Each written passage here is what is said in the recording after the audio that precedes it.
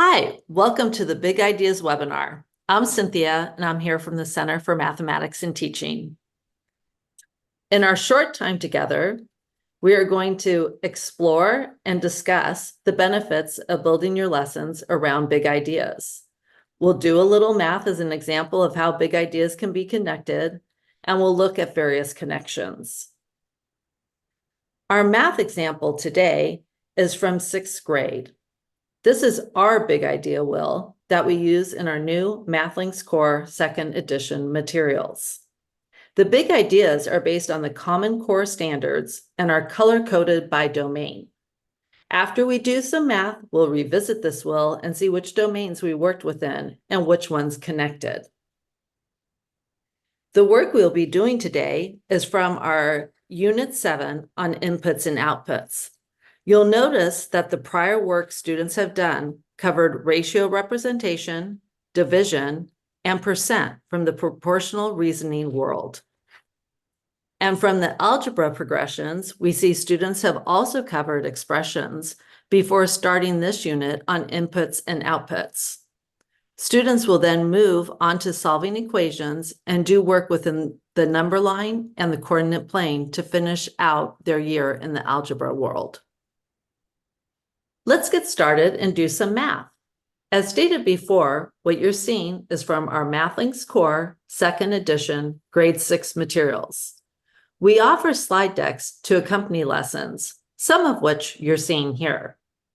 In this lesson, students analyze prices using multiple representations, including tables, equations, double number lines, graphs, and unit prices.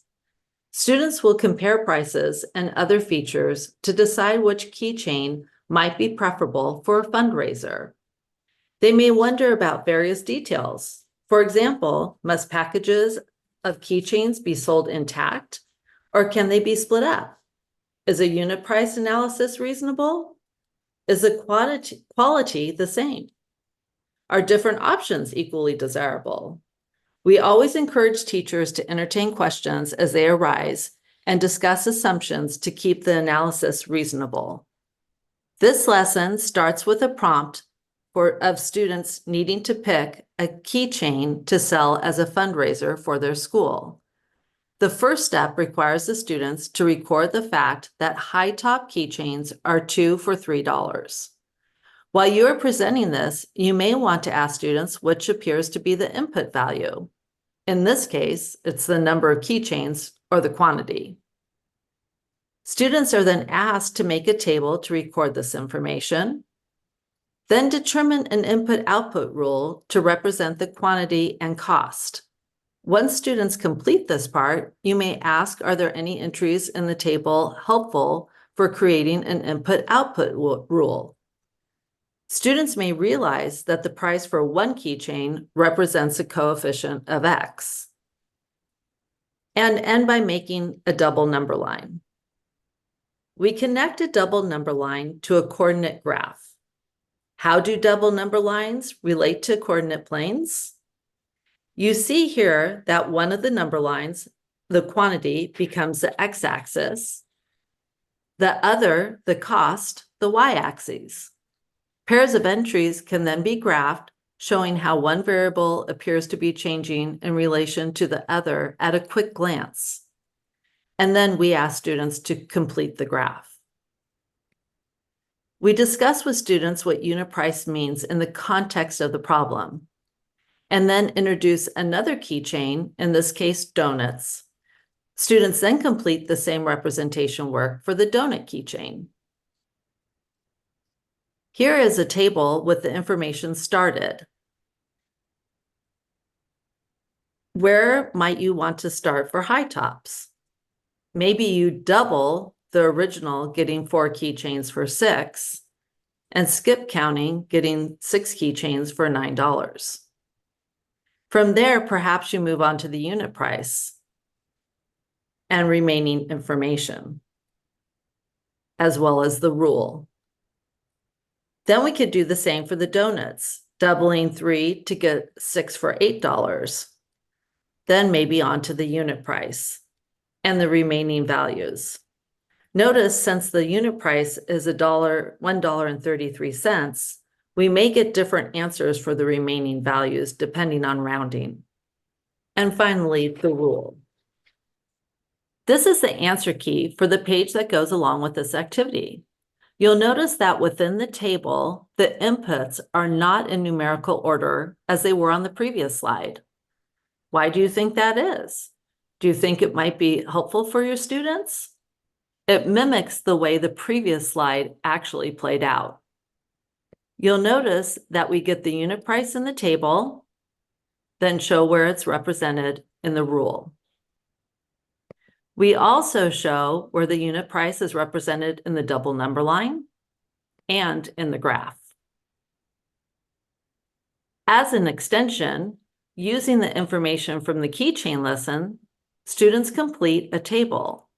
Notice percent shows up here, which was covered in a previous unit.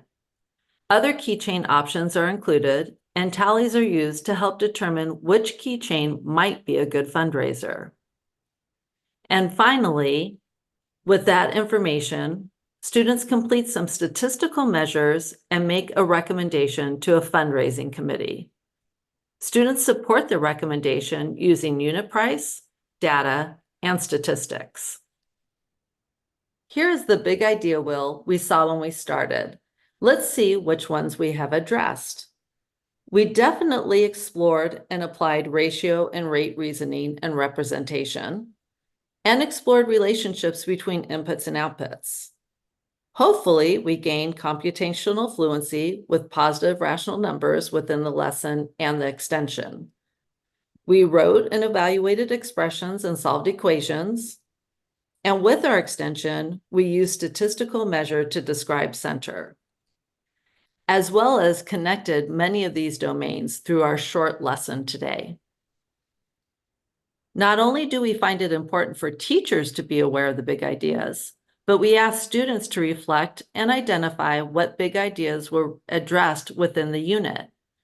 We encourage teachers to have discussions with their students on how the big ideas fit together, leading to ownership and understanding of their learning.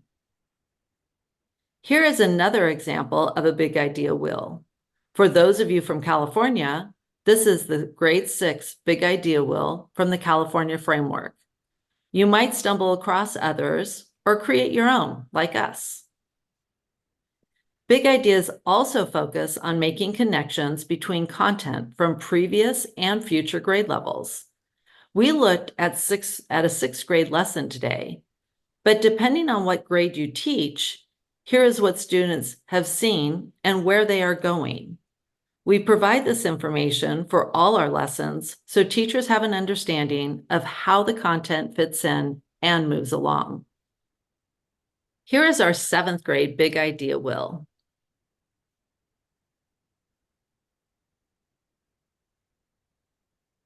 And our 8th grade big idea wheel.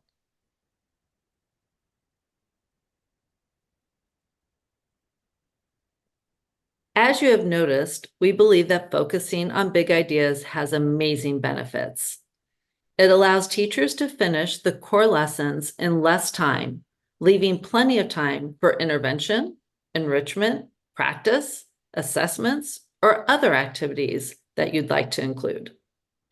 And by making connections within each course, it makes the content more meaningful to students and more efficient for instruction.